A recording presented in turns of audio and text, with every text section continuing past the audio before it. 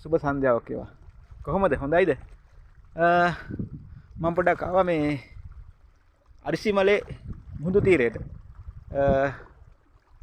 මේ පේන්නේ බෝල්ඩර් පොයින්ට් එක.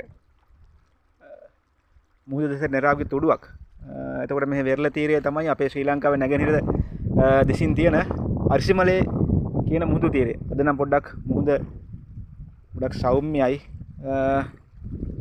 දීවර රැකියාවේ ඉන්න බෝට්ටු අද ටිකක් අඩුයි.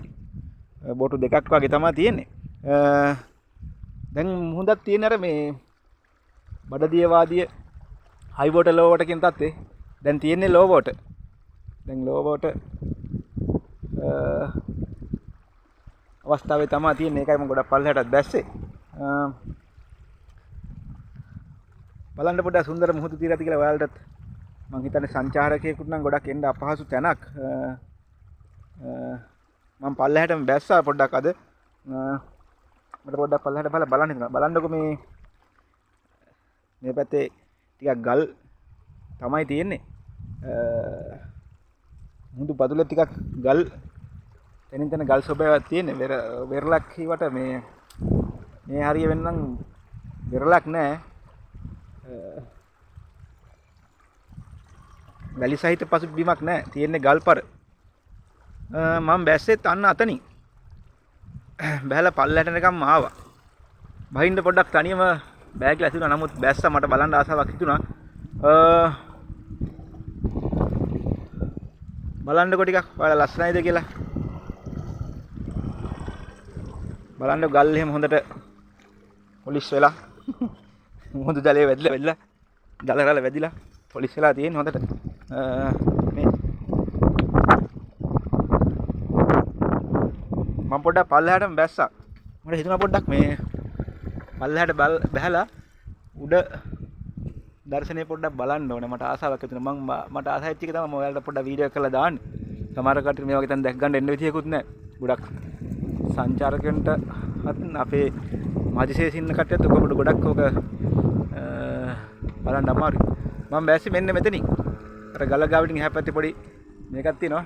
එතනින් තමයි පල්ලෙහාට බැස්සේ. බැලලා පල්ලෙහාටම බැස්සා.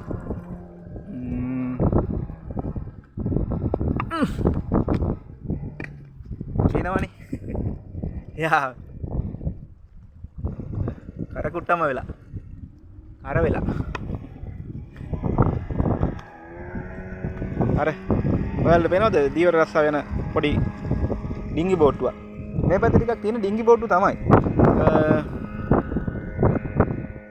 බහුදින යාත්‍රාව වගේ නෑ. මේ තියෙන්නේ මේ ඔය කැඩිලා බෝට්ටුවකින් ගොඩ ගහපු කෑල්ලක්. ඔය බහුදින යාත්‍රාවක කෑල්ල. කැඩිලා ගොඩ දාපු එකක් තියෙන්නේ. අපි යමු පොඩ්ඩක් ඉස්සරහට නේද? මට මේක අල්ලන්න යන්නත් අපහසුයි. මේ ෆෝන් එකකින් මම වීඩියෝ කරන්නේ. මට නිකන් මේ ආවට පස්සේ තමයි ඔයාලට දාන්න ඕනේ කියලා හිතුනේ. දැන් මේක යන්නත් පරිස්සමෙන් යන්න ඕනේ ඉතින්. වැටුනොත් ඉතින්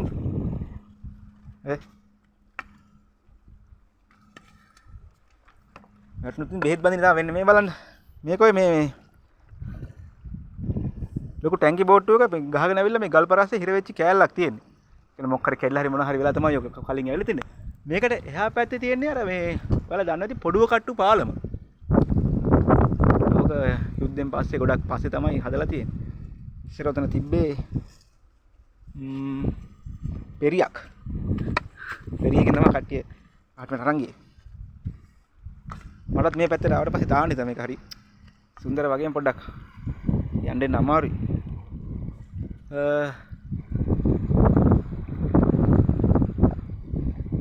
කොහොමද සුන්දර මුහුදු ප්‍රදේශයක්.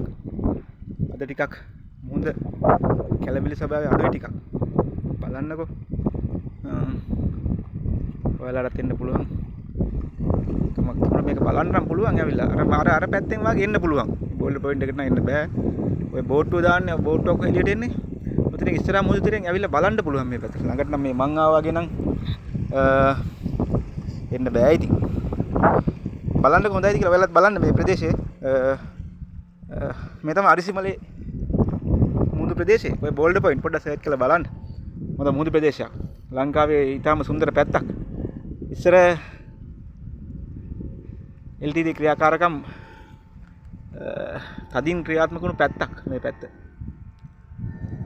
ඉතින් ඔයාලා බලලා බලන්න හොඳයි කියලා.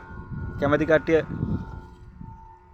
ලයික් එකකුත් දාලා සබ්ස්ක්‍රයිබ් එකකුත් දාගෙන යන්න. පුළුවන් කට්ටිය කැමති කට්ටිය ඉන්නවා හොඳයි නම්. ගොඩක් නම් හොඳ නැති මම මේ ෆෝන් එකෙන් වීඩියෝ කරන්නේ. අර බලන්නකෝ. ලස්සන ගහක්. තැන්ක් යු එහෙනම් අපි නැවත හම්බෙමු.